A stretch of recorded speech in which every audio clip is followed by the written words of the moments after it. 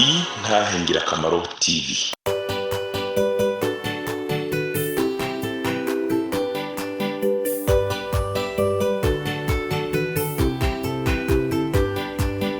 Umwami Yesu arindeze niwatanga amajambo umunyabyaha ngo renguka wumva iby'ubugingo atugirira ubuntu akatwiyegereza amajambo meza cyane yo kunera umunezero niyo meza ndayakunda ntahatanezera. Akunzi beza b'Intahe Ngirakamaro, ndi n'iteka ntangere ryo kongera kubaramutsa mu izina rya Kristo Yesu Umunyanazareti. Ni Fabrice Nimfasha muriko muraganira nk'uko bisanzwe.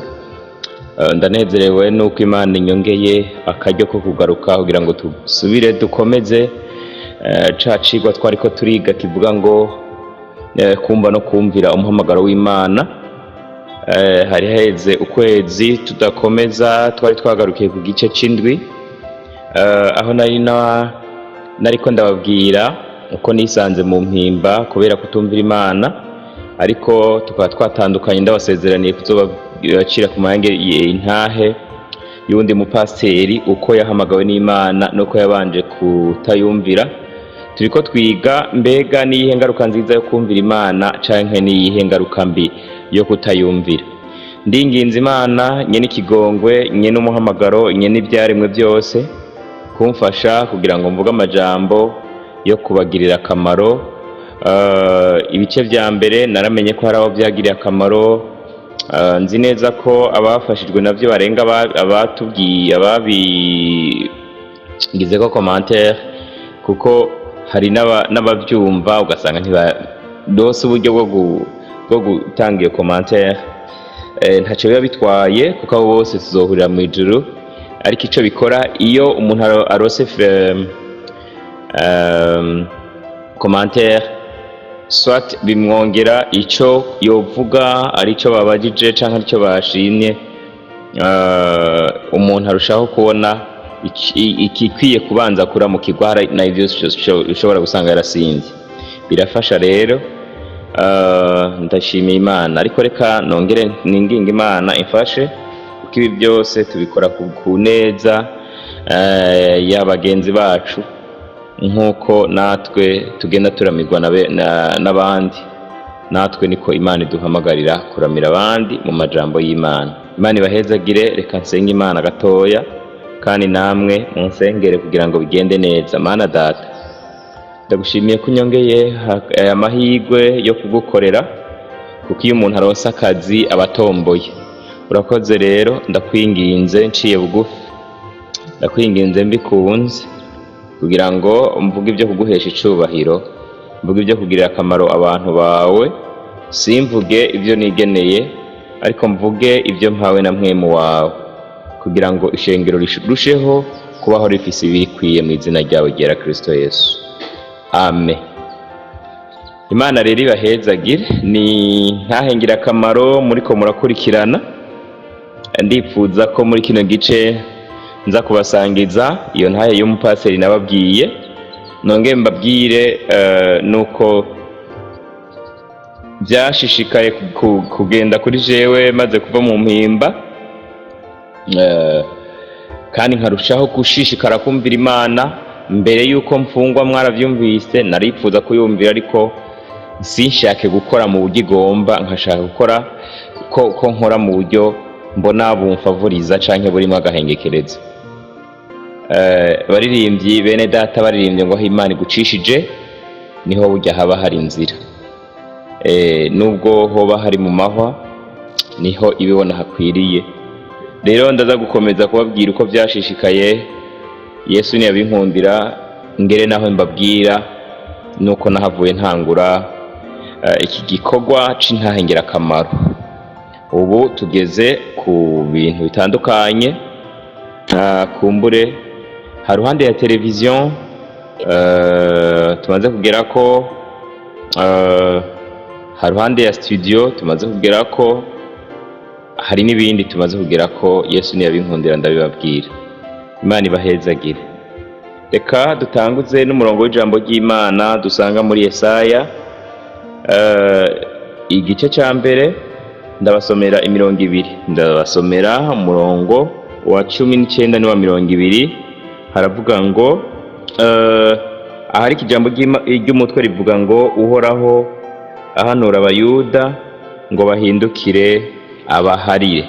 Umurongo wa 19 uvuga ngo nimwemera mukumvira muzojya ibyiza byo mu gihugu, naho nimwanka mukagarariza inkota izobarya, kuko akanwa kanje Uhoraho ariko kabivuze.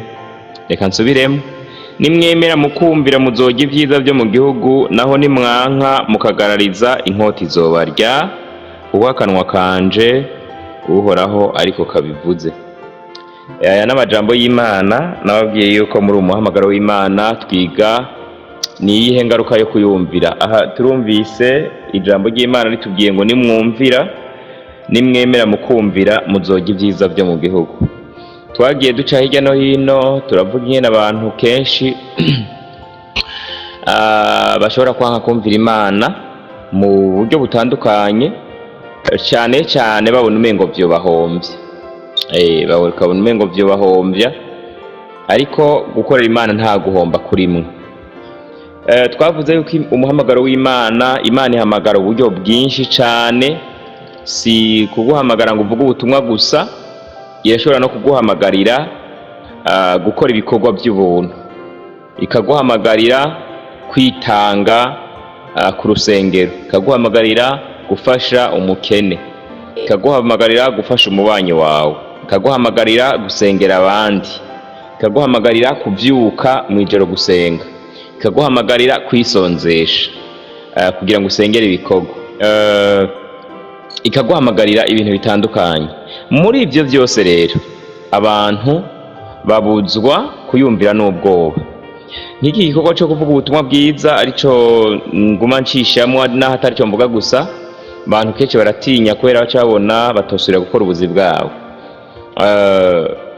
Amakuru by'ubwitange abantu baratinya kubera babona umengo ntibafise ibibahagije, bakamona umengo botanga kubisigaye. Imana idufashe rero. Ijambo ry'Imana rivuga ngo nimwanyumvira muzojya ibyiza byo mu gihugu. Aya majambo y'Imana aravuga ku byiza byo mu gihugu tukiri ngaha mu isi, akavuga n'ibyo mu gihugu cyo mu ijuru. Kandi ibyo byose iyo umuntu yumviye Imana harimwo inyungu. Ni iby'ukuri, ego pe. Nuko abarundi benshi, ndavuga benshi pe, badakunda gutanga intahe.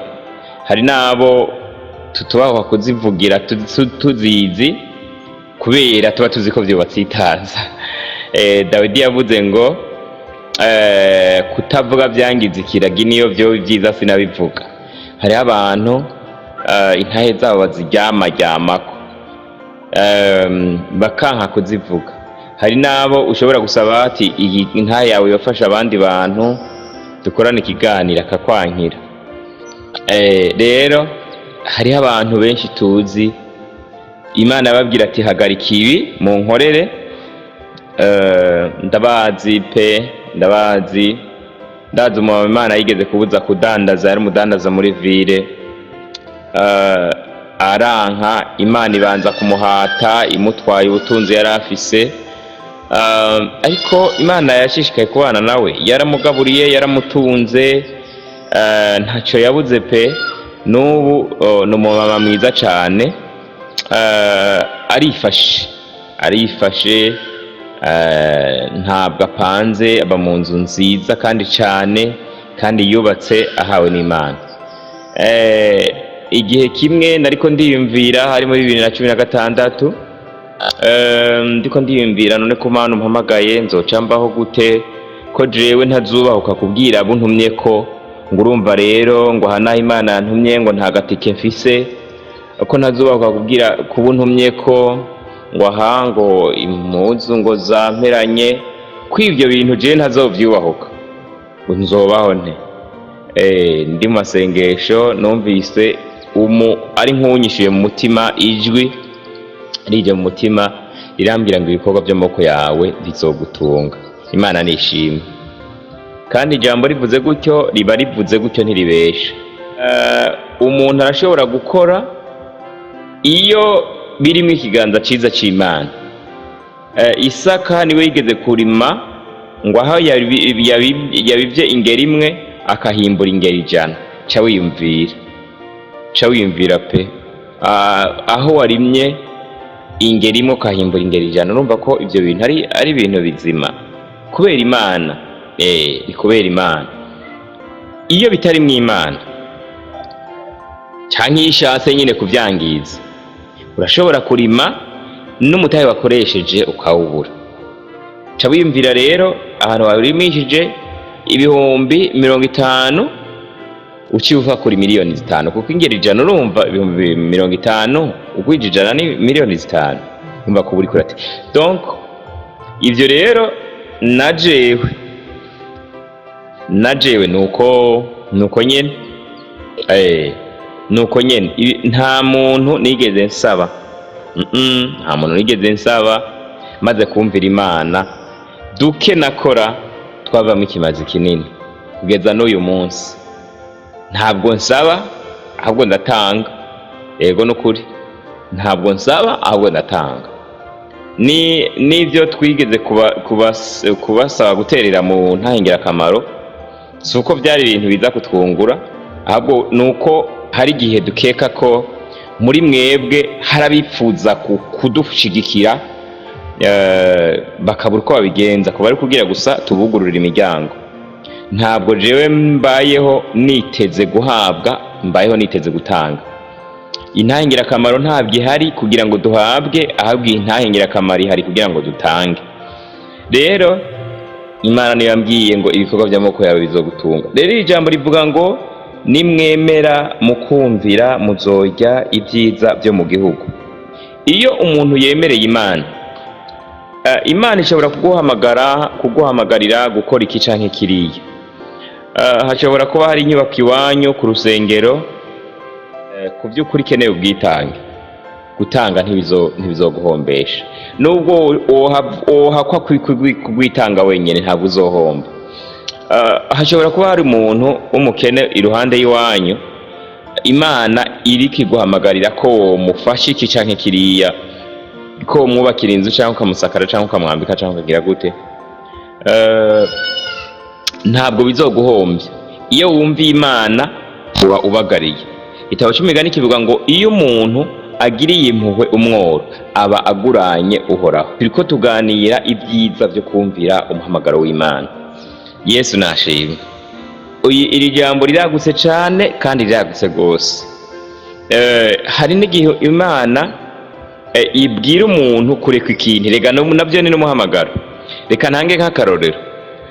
Umuntu arashobora kuba agomba, umukobwa arashobora gukunda umuhungu, Imana ikagendera uwo muhungu ikamubwira ngo uyo muntu ntimuze mubane. Urumva, uyo muntu ntimuze mubane. Kubera umukobwa yakunze uwo muhungu akanka kumvira Imana, erega iryo jwi, kuko iki kintu cyitwa umuhamagaro, ijwi ryose ry'Imana rikugoberera ikintu, ijwi ryose rikuburira, ijwi ryose riguhamagara, ni umuhamagaro. Urumva ko ni ijambo rivuye mu guhamagara, umuhamagaro rivuye mu guhamagara. Imana iguhamagaye, iguhamagara igomba ibintu byinshi. Ishobora kuguhamagara igomba kukuburira, ishobora kuguhamagara igomba kugusezeranira, ishobora kuguhamagara igomba kugukiza, ishobora kuguhamagara igomba kugutuma. Imana nishimye. Nk'uko Bibiliya ivuga yuko tuza gace, twigisha gace, tuvugishwa gace, kandi na Bibiliya ikemeza ko ibyari bikwiye kwandikwa bitanditswe byose, kuko iyo byandikwa byose ngo ntibyari kuronka aho bikwigwa. Ariko harabwe ingingo zikomakomeye nk'uko muri Daniyeli havuga, na Daniyeli niko mu byo yahishuriye ngo yaravye ingingo zikomakomeye, na hariya muri Mariko niko havuga. Yesu nashimwe. Rero Bibiliya iriko iravuga ingabire abankurira baravuga barigisha ko ari 9 ingabire za mpwemu yera, ariko jewe sinemera ko ari 9.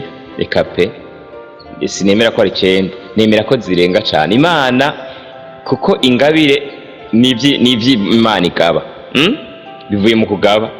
Rero iby'Imana igaba ntabwo ari 9 mu ngabire zikorera mu bantu, ka ifise byinshi cyane. Paulo ntiyaciye ashira avuga ngo ngejejaho, yaravuze. Erega Paulo nawe yari umuntu nkatwe, yaravuze arandika, ntari kuvyandika byose, niwe yivugiye ko yavugishijwe agace. Yesu nashimye. Ingabire zirarenga 9 ingabire z'Imana. Yesu nashimye. Ingabire zikorera mu rusengero zirarenga 9, zirarenga. Yesu nashimye, zirarenga cyane. Rero Imana yo mu ijuru itugire neza. Nukuvuga nivyo rero nariko ndavuga, Imana irashobora guhamagara umuntu nko nariko ntanga akarero k'umukobwa, ikamubwira ati nturongogwe n'urya muhungu, ariko akavyanga. Aha rero ijambo ry'Imana rivuga ngo nimwemera mukumvira muzoga ibyiza byo mu gihugu, naho nimwanka mukagarariza inkota izobarya. No ku muhungu nuko, donc guhamagara kw'Imana kuri kwinshi. Jewe rero icatumye nkora kino kiganiro no kugira mburire umuntu kumvira ijwi rimuhamagara. Imana nishimye, kumvira ijwi rimuhamagara. Yesu ahabwa icubahiro. Iyo umuntu rero yumviye Imana, aho murongo wa 19 uvuga ngo nimwemera nimwemera mukumvira muzojya ibyiza byo mu gihugu. Nariko rero ndavuga nti kumvira Imana ntabwo bituma umuntu abaho nabi, ntabwo bituma umuntu ahomba, eka kumvira biramutunga. Uyu murongo rero ugira 20 urateye ubwoba, naho nimwanka mukagarariza. Iyo umuntu yanse kumvira Imana, Imana idufashe. Iyo umuntu yanse kumvira Imana bimumerera bite? Hamuviramo igihano. Reka mbande nsome mu gitabo cya mbere cya Samweli, igitabo cya mbere cya Samweli igice cya 15 umurongo wa 23. Igitabo cya mbere cya Samweli igice cya 15 umurongo wa 23 haravuga ngo kuko ubugarariji ari cyo kimwe n'icyaha cy'ubupfumu, kandi kuba ntagondwa ni kimwe no gusenga ibishushanyo n'ibigirwamana. Yaciye abandanya, Samweli niwe yari karavugishwa abwira Sawuli ngo ko wansi ijambo ry'Uhoraho nawe yanse kuba ku ngoma. Subiremo hejuru, kuko ubugarariji ari cyo kimwe n'icyaha cy'ubupfumu, kandi kuba ntagondwa nico kimwe no gusenga ibishushanyo n'ibigirwamana. Imana idufashe. Iyo Imana iriko iraguhamagara ukanka kuyumvira, birakuviramwo no kutabona ubwami. Igihe kimwe turi mu masengesho haje umuntu yavunye umugongo na moto, baje bamwandaza, sinzi ko amaze kubivuga. Baraza bamwandaza, nuko aje ngo tumusengere. Nasengera i Bujumbura. Hanyuma umuhanuzi acaratangura arahanura. Jewe ku rugezo rwanje sinzi abandi ngene bavyibwiye. Uwo muhanuzi nyene narumvise umengo ibikunda no umuhoza, nuko nari umuntu muto muri iyo serire aho hantu. Umuhanuzi aja muri mpemu, abaza wa muntu, wewe uza kugorera abantu banjiki? Nawe aja nyogomba, umugongo waravunitse. Uje kugorera abantu banje iki? Nibagusohore, sohoka, reka kungorera abakozi banje, reka nyene wumva ko amukariya mushwima. Numva ndagize ubwoba. Umuntu aje nyogomba nkuko umuntu arubahuka. Numva sinzi ko navuga ngo umuntu canke Imana, ntumbaze. Ukaca umusonga nkuko, kamwirukana nkuko. Nimba hariho abandi biyumviriye nkanje, ndabikeka Imana ikabona ati aba bantu banje ntibatahuye ico ndiko ndavuga, bimbira ngo umuntu ndiko ndamurenganya. Imana ikiramubaza uwo muntu ati ndakubaza, wewe ibi ntuzi ko ari wewe utumye umeruka, we n'ubonye wonyemera ukankorera wocukira. Murabyumva neza? Imana ikiramubaza ngo ni kangahe maze kukubwira ngo nkorere ukanka? Sinibuka ko yishuye mugabo ibyaragaragaye ko afatanywe itonga, yaremeye ko Imana imaze kubimubwira inshuro nyinshi akanka. Imana ikiramubwira ngo no kubona ukiriho iyi moto itakwishe ni imbabazi zanje, ngo kandi reka nkubwire, mumbiriza aka kantu, ngo kandi reka nkubwire, wowe utemeye kunkorera no gucikisha ikimuga n'amaguru nkayaca, kandi ukankorera uri kimuga, kandi hanyuma yo kunkorera nkaguhemba gehinomu. Aya majambo muri mwene ateye ubwoba, ndiko mvuga ndavyukijwe n'umurongo uvuga ngo kuko ubugarariji arico kimwe n'icyaha cy'ubupfumu, ngo kandi kuba ntagondwa ni kimwe no gusenga ibishushanyo n'ibigirwamana. Imana idufashe. Yesu nashimye. Urumva umuntu kwikwegera kwanka kumvira Imana kugeza yaho agenda aranyogomba. Imana idufashe. Hari abakozi b'Imana mumaze kumva, mumaze kubona bamwe bakorera Imana ari bimuga bitumwe nuko babanje kwanka kuyumvira. Mbega Mana we, nasenze Imana ndayinginga, nukuri hajya no kuja mu mpinga, nico gituma Imana yavuze ngo ariko nzobana nawe. Yesu nashimye, kuko ubwoba nibo bwabinteye, ariko kandi nkaguma ninginga Imana nti Mana agasangwa atayindi nzira wonyuzamo ndemera, mugabo vy'ukuri nimba hari yindi nzira wobicishamo unyemerere ubicishemwo, kuko ndabona ko kuguma nkukorera ndi ruhande ya mama gutya, kuguma nkukorera ndi muri ubu buzima ntibiza kunyorohera, biraza kungora ingene nigisha abantu gukora, kandi nanje nariye nkishije akazi, biraza kungora bizongora ingene nigisha ugwaruka gukunda ishuri, kandi nanje narahize kaminuza nkacana nza kwicara muhira. Ndakwinginze, kandi ubuzima ndabona buzombangamira, donc naratinya ko Imana yozanwa no kumpana.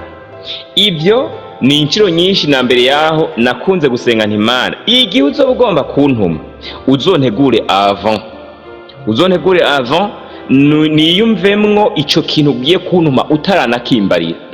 Ntangure kuciyumvamwo mbere yuko umuhamagaro wawe ushika ku ndunduro, mbere yuko untuma ahantu uzomanze kumpa kuvyakira, uzoba ukoze cane.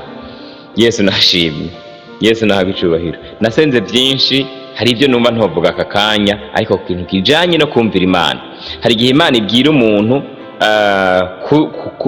kuyumvira akanka.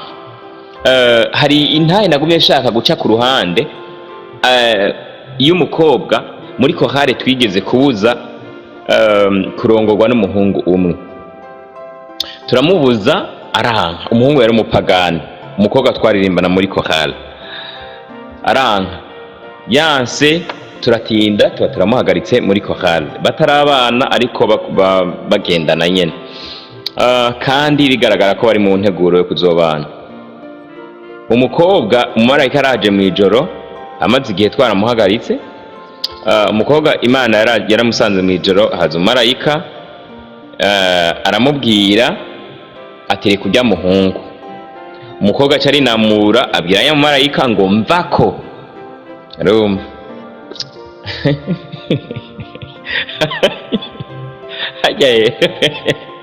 Yatari Salomo yavuze ngo ari ibintu bitatu ngo mbere n'ibine ngo ntashobora gusobanura. Icakane yavuze ngo ni inzira y'umuhungu ku mwigeme, n'umukobwa ku muhungu nuko nyine. Urumva arishira umumarayika ngo mvako, ngo aramutuka n'ibindi bitusi.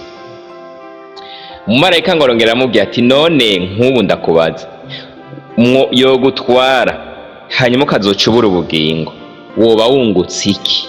Ngo arasubira ngo aramutuka ubugira kabiri. Aho ni mu nzozi. Acarongera aramubwira ati ndakwinginze mukobwa, mureke ujya muhungu, zewe nzoguha urugo rwiza. None nk'ubu hoho basi nk'ubu we kubona umwobana ubwo nyene mukibana akaca atangura kukurya umutima akakubanira nabi, urazi ko usigara uricuza. aca irigira gatatu naho naramutuka, aramubwira ngo mva ko n'ibindi bitusi atatubwiye. Umumarayika Yesu najinga umumarayika waca akura ukuboko mu mugongo, ariko ntiyihanukiriye rwose, kuko iyo yihanukira byari kumera nk'imwe byo kuri Herode. Waca akura ukuboko mu mugongo, ikofe ngo twa arikubita ku gakobwa, agakobwa karazengera, izosi rirahindukira. Yesu nadufashe, umumarayika aca arigira. Agakobwa kavuye mu nzozi, izosi karahindukiza biranga. Jewe rero n'umurongozi twari turongoranye kohari, twashitse mu masaha 5 ariko wa gatandatu tubona umukobwa araje yakebanye, izosi rirabahirya. Tumubonye arugurura umuryango wa kohari, murabona ko Yesu nadufashe. Urabona ko amakohari ya ruguru usanga buri kohari yifitiye, ariko si ruguru gusa, je m'excuse, si ruguru gusa. Usanga korari yifitiye sare bateguriramo. Tubona araje akebanye, ashitse tubona apfunangwa ngo mumbabarire, urenje kubasaba imbabazi. Turabana mu maso no murongozi twari dufatanije, twibu watugize iki hoho, turabe kutaturaba mbega. Acatangura kurira, tuti ntuzewe humura, tubwire ni iki ushaka gusaba kimbabazi, twebwe ko atacaha tuzi wadukoreye, usibye ko tutagifashanya ibikorwa, twaguhana ukanka. Ni iki gituma udusaba imbabazi? Ni iki gituma aho utanaturaba? Arapfunangwa, niho gutubwira ngo urumva ngo mwijoro taho ngo umumarayika yaje ngo arambwira ngo mbe burya muhungu ngo ca ndamutuka. Turabana mu maso ati twumvise intahe kera iyo nagakura umuntu atuka umumarayika, kuko jewe nagira we wanamubonye, je nta n'uwo ndigira mbona. Ayo makuru umbwire nuko wamubonye asada. Yesu nashimye. Ngo rero ngo yambwiye ibyo byose nababwira bitudondera, ati ubwa mbere yambwiye ndamutuka, bwa kabiri arambwira uko ndamutuka, no bwa gatatu ndamutuka, ataca mpikofe. Ati rero nabyutse ntikoma, ahezosigaye none ndaje mumbwirira imbabazi, munsengera Imana imbabarire, ubu nzoca ndamuheba.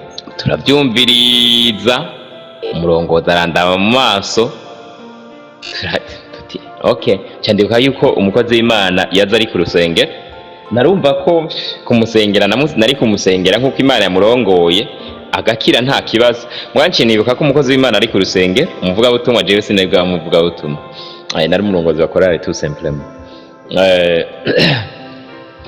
Cyana mubwira ntigenda ku mukozi w'Imana umubwire, umwaturire izo ntege nke zose nuko byagenze, kubera no mu mutima naciye nibwira nti hari igihe usanga hari n'ibindi bagiyemo n'uwo muhungu kugira byose abitunganye. Ntigenda umukozi w'Imana gusengere bica bihera, kandi uzocuza dukomeze. Acaragenda umukozi w'Imana yaramusengeye bica birahera, ariko ngo wikoreye urupfu ntiyumva. Umukobwa twamaranye agahe gato n'ubundi acyasubira gukwegana na wa muhungu, kandi byarangiye batwaranye. Ubu araciye imyaka ndiyumvira irenga, irashobora kuba ishika 10, irashobora kuba ishika 10, yego irashika 10. Umukobwa n'ubu ntaragaruka kwihana, usibye ko igihe nk'icyo ntazi yuko yabibona kunda. Ariko kumbura bidashobokera abantu bishobokera Imana. Imana niyibizi, nama mbaririkiriza ko arayihana, bakambwira ati wapi. Yesu adufashe, Yesu natugire neza. Rero umuhamagaro, kandi iyo umuntu atumviye Imana, Bibiliya ivuga ngo umuntu natayumvira, ni umva kumvira Imana biri mu bintu byinshi. Umuntu natayumvira n'ubwami bw'Imana ashobora kububura. Hariya twahereye muri Yesaya havuga ngo nimutanyumvira inkota izoba, ariko nimwanyumvira, haleluya, muzoga ibyiza byo mu gihugu. Sifa kwa Mungu. kumvira imana ni ngirakamaro, kumvira imana ni ibintu ngirakamaro cyane. Yesu ahabwa icubahiro. Aha hari iyindi ntahe nari kubabwira ariko ntaco, ikindi gihe kizogera. Yesu nashimye. Ikindi gihe nabemereye intahe ya wa mu pasiteri. Imana ishimwe. Kumvira imana ni kwiza, kumvira imana ni kwiza, ni kwiza cyane. Umuntu arakwiye kumvira imana mu bintu byose. Nimba iguhamagarira kuyikorera, nimba iguhamagarira kuyitanga, nimba iguhamagarira gutanga ibyo ufise, nimba iguhamagarira kureka kwerekeza aho wari ushatse kwerekeza, irashobora kukubuza iyo wagomba kuja, kandi wumva umengo ko kujayo byari bikenewe. Uyumvire. Nutayumvira, usibye kubwirizwa guhura n'ibyago byo kutayumvira, urashobora no kubura ubwami. Imana nishimwe. Reka nsome umurongo umwe. Uwo murongo turawusanga muri Matayo 16:26, kandi uri no muri Mariko 3:36, uri no muri Luka kandi igice c'9:25. Uvuga ngo mbega umuntu vyomumarira iki kunguka ibyo mu isi byose ariko akabihomberamwo ubugingo? Yesu nashimye. Uyu murongo urawusoma hose muga muri iyi Bibiliya y'ikirundi kivuga uno munsi kigezweho, Bibiliya yasubiwemo niyo byumvikana cyane. Mbere muri Luka havuga ngo umuntu vyomumarira iki kunguka ibyo mu isi byose abanje kwiyahura, kwiyica, ucanka agaheba ubugingo bwiwe. Yesu nadufashe. Nubwo yoba umugore, nubwo yoba umugabo, nubwo koba akazi, ntibikwiye kukubuza kumvira imana. Yesu nadufashe. Ibintu byampemuke ndamuke mu ijambo ry'Imana ni bibi, kirazira. Hari umuntu ashobora gusambana kandi azi ko kizira kugira ngo aronke utwarya. Donc mes amis, niwumvira imana uzobaho, ariko nutayumvira, nubwo wibwira kuriho nturiho. Uyu Sawuli Imana imaze kumubwira ngo ko wanse kumvira Uhoraho, Imana nayo yanse kuba ku ngoma. Yaramaze imyaka myinshi yitwa umwami w'Abisirayeli, ariko mu ijuru baramufuse. Urashobora kuguma uriho wumva ko n'uwo mukobwa nababwiye aracariho, n'umudamu ubu, ariko Imana ntariho. Kubera iki? Yaranse kumvira Imana. Imana idufashe. Yaranse kumvira Imana. Imana idufashe. Nibuka haraciye agahe gato, ariko si gato, haraciye imyaka irenga. Nari nkiri mu Burundi. Narababwiye yuko Imana yampamagaye kuza muri missiology ngomba gutegura mariage. Avant y'icyo gihe ndibuka ko hari umukobwa nari nakunze mu mutima, bivanye n'ubutore namubonana mu bikorwa by'Imana, bivanye n'urupfasoni Joseline namubonana, bivanye n'indero namubonana, bivanye n'ubwiza namubonana. Mvuga iki? Nabo yari umuziranenge, kandi nivyo niko ameze n'ubu. Yesu adufashe. Ariko Imana irangenderera mu nzozi, irambwira ngo uyo we mubanye kubwibera ameze uku, wowe ntimwoshoborana. Kandi umuntu bazobana bisaba ko azoba azi kwihanganira ibi n'ibi, kandi nanjye mu buzima bwanje ndanka umuntu ameze uko. Yesu adufashe. Kimwe mu bintu yari afise, mvuga kamwe gusa, yari umuntu akunda ibintu ndavyite guta ikirori, ibintu bon, akunda hit, ndavyite gutyo, n'ibindi byinshi, amanyama, kudakugwa kw'ijambo. Ati bisaba ko umuntu bazobana azobaze kwihanganira ibi n'ibi.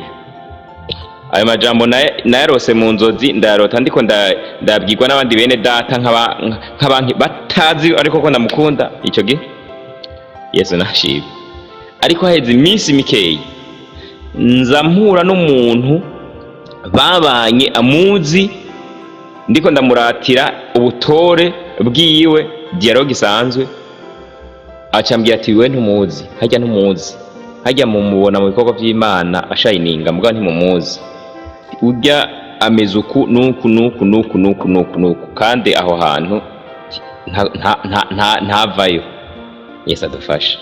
Imana rero yabwiye Samweli igihe yagomba kuyimukisha amavuta Dawidi ati jewe sindaba nkuko abantu baraba ku rukoba, je ndamuravye yari umuziranenge, n'intore, n'ubu n'intore pe, n'ubu n'intore, n'ubu n'umuntu mu buzima bwa none atacobona uwo mugayi Imana iramenya mu mutima. Mu bikorwa by'Imana n'umuntu w'umunyakaranga mwiza aboneka neza, kandi no mu bikorwa by'Imana abuze hari ikiba cononeka, hari ikiba kibuze. Numva ngene no muvuga mugabo Imana irashobora kumenya umuntu mu mutima. Iyo umuntu atumviye Imana ari kwegera, ego iyo umuntu atumviye Imana ari kwegera, umuhamagaro w'Imana nguma mbivuga, umuntu wese arafise ico ahamagarirwamo n'Imana.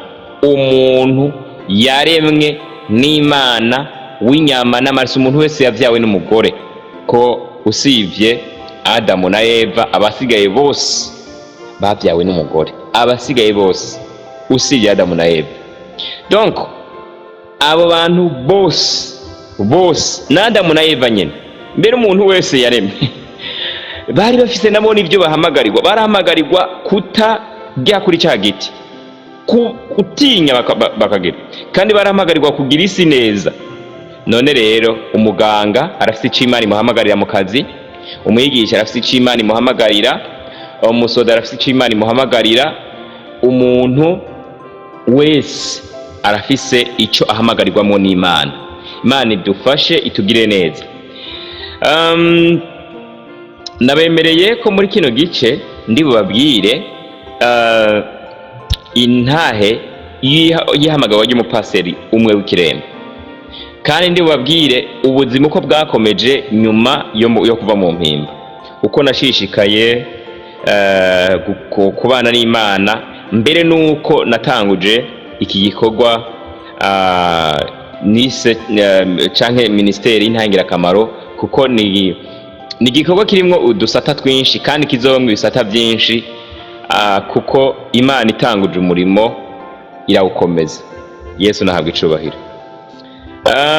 Umuntu wese yaremwe n'Imana arafise icyo Imana imuhamagarira.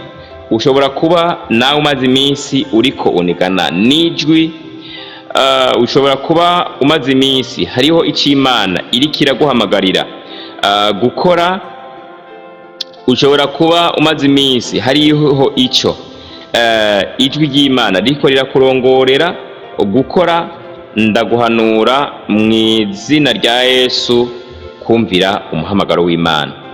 Reka ndangize n'uyu murongo umwe kugira ngo ivyo bindi nabasezeraniye tushe tuvyumviriza mu gice gikurikira. Nariko ndababwira nti umuntu wese arafise ico ahamagarirwamo n'Imana, kandi ndaziye neza ko mu bariko baranyumviriza umwe wese arafise ico Imana iguma imugobereramo gukora muri byinshi biriho Imana igomba ku bantu. Numvise mu mutima ko ntorangiza ntasomye no murongo uri mu butumwa bwiza ko bwanditswe na Luka igice cya 3 mpere ku murongo w'10. Handitse ngo ishengero riramubaza riti none tugire dute? Arabishura ati uwufise amapfundo abiri rimwe narihe uwutarifise, n'ufise ibyo kurya nagira atyo. Kandi haza abatoza kori kubatizwa, baramubaza bati mwigisha tugire dute? Arabishura ati ntimugatoze abantu ibiruta ibyo mwagezwe. N'abasoda baramubaza bati tweho tugire dute? Arabishura ati ntihakagire umuntu mutangisha impongano canke mwagiriza ibinyoma canke kandi ingero zanyu zibabumbe. Imana ibahezagire.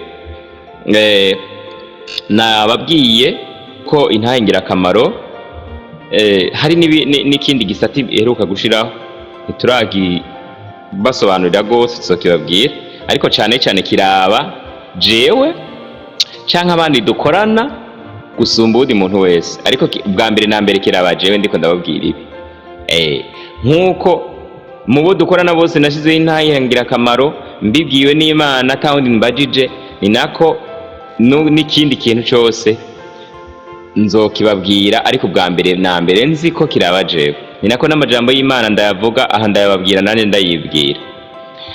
Nikindi gisata mu ntangirakamaro twashizeho kandi ndaza kukibabwira, ariko kiramatanye n'iri jambo rivuga ngo arabishira ati ufise amafunda abiri rimwe narihe ubutarifise, n'ufise ibyo kurya nagira atyo nuko. Ariko aha naho kubatoza kori hariho ngo icyo bahamagarirwa ngo nuko kizira ko batoza ibiruta ibyo bagezwe. N'abasoda nuko birinda kurenganya, n'abapolisi nuko nyene birinda kwagiriza abantu ibinyoma no kubatangisha amande adakenewe. Ibyo biraraba n'abacamanza, ibyo biraraba n'abatware. Yemwe Imana idufashe. Reka nsozerere ngaha, turakomeza n'igice gikurikira aho tuza gukomeza n'intahe ya mupasiteri nababwira w'Ikiremba, na aho tuza gukomeza n'ingene twashishikaye kubana n'Imana nyuma yo mu mpimba. Mwami Yesu urakoze. Aba bene data bumvise kino kiganiro bagafashwa naco, ndabasengeye mu izina rya Yesu. Urabagirira neza, urabafasha, urababera umuyobozi, ubafashe kubitahura. Wavuye mu ruhande rwawe umusubize ku gihe, kandi utari karakumvira umufashe kukumvira mu izina ryawe ryera Kristo Yesu. Amen.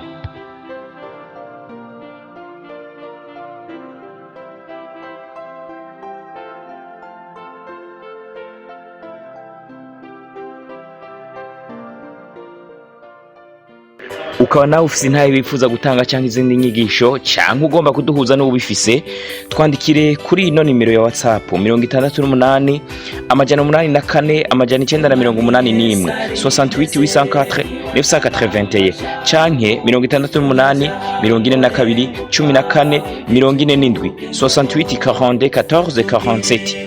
Kaze twiteze intahe zivuye muri mwebwe kugira natwe tuzisangiza abandi. Izina rya Yesu rirusheho guhabwa icubahiro. Kaze, Imana ibahezagire. Niyo meza ndayakunda ntahatanezera.